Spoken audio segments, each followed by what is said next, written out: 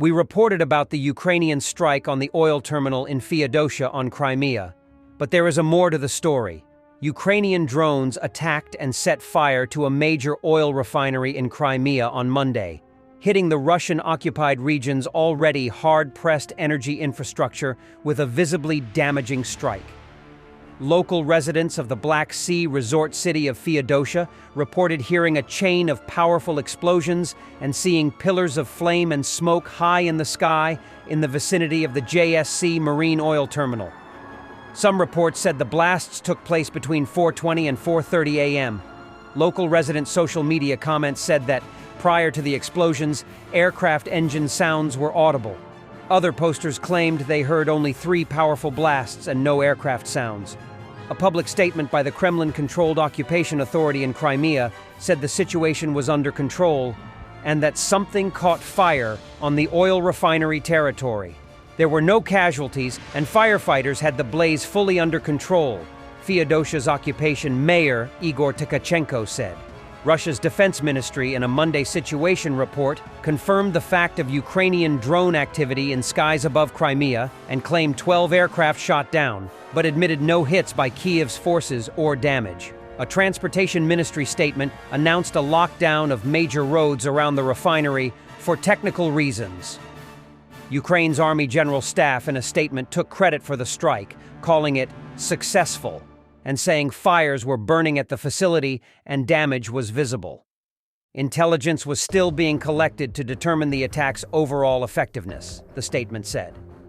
Daylight saw a flood of video, photographs, and ground-level accounts pouring into local information feeds, confirming that at least 2 fuel reservoirs were burning and billowing 2 massive columns of black smoke into the morning sky, in some cases visible to cameras 25 kilometers away.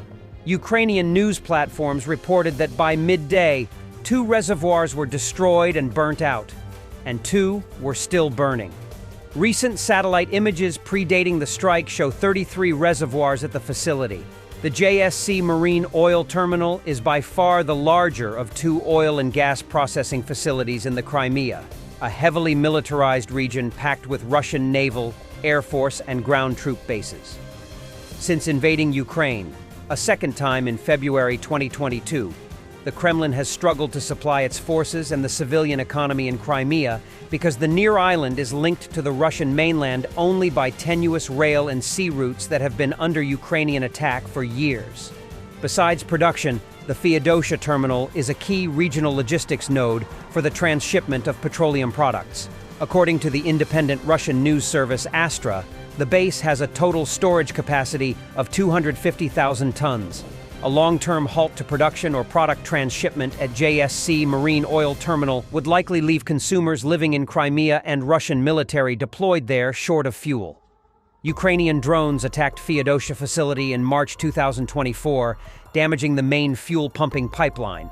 Following that strike, retail fuel prices spiked 20% overnight, and thousands of Crimea motorists found themselves waiting in fuel station lines of hundreds of automobiles. Tkachenko, in morning comments to the Kremlin-loyal TV Crimea 24, said, "Crimea and Sevastopol are fully supplied with gasoline and diesel fuel." Hours before Feodosia was attacked, Ukrainian military information platforms reported drone strikes in the vicinity of 2 major Russian military airfields in the region, near Saki Air Base on Crimea's central western coast, and Belbek airfield near the Russian Navy's former Black Sea headquarters, the port city of Sevastopol. The Russian-run air raid warning network Rosamercom declared an air threat in effect across Crimea's entire territory at 11 p.m. on Sunday. The drone wave hitting Saki reportedly started at about 11:30 p.m., with local residents reportedly hearing 12 to 15 explosions and seeing heavy cannon firing at something in the sky. At Belbek airfield, social media, followed by local news, reported Russian Air Force aircraft scrambled ahead of the incoming strike, which hit around midnight. The Ukrainian Union news agency later reported a large fire burning at Belbek. Local authorities announced a security lockdown around both bases. Power outages were reported across the peninsula by state electricity monopoly Crimea. Less than an hour before the Feodosia facility was hit, yet another Ukrainian drone strike hit in the vicinity of the Azov Sea resort town Berdyansk, reportedly in 2 seaside regions. In past drone attacks against priority targets, the Ukrainian military has at times also aimed at Russian air defenses along the planned flight path of the kamikaze drones, with the objective of breaking a gap in the Kremlin's air defense network for the Ukrainian strike aircraft to fly through. Both Saki and Belbek are confirmed sites of densely deployed Russian anti-aircraft missile and gun units. Located approximately halfway between Feodosia and probable Ukrainian launch site, Berdyansk is another possible site for north-facing Russian air defense systems.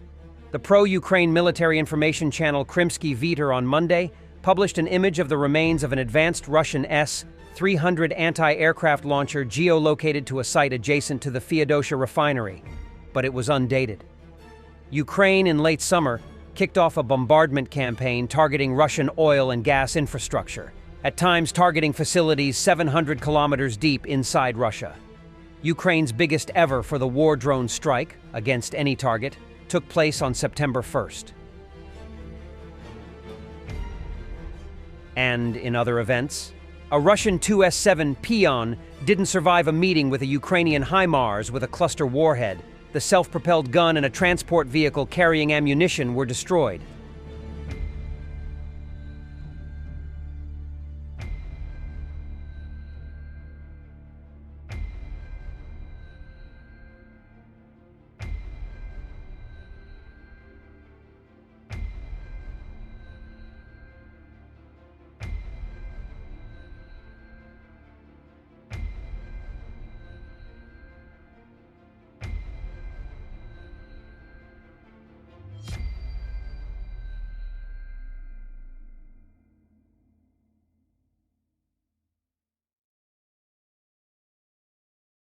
If someone had told me on February 24th, 2022, that I'd be seeing M1 Abrams in Ukraine with Ukrainian reactive armor in 2024, I'd suffocate in hysterical laughter.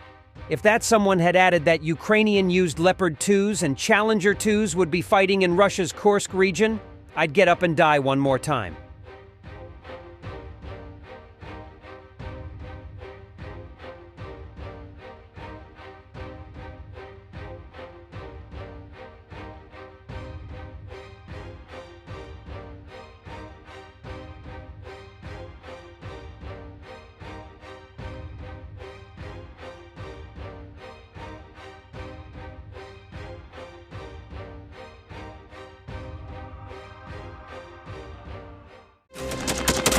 Thanks for watching, and don't forget to subscribe.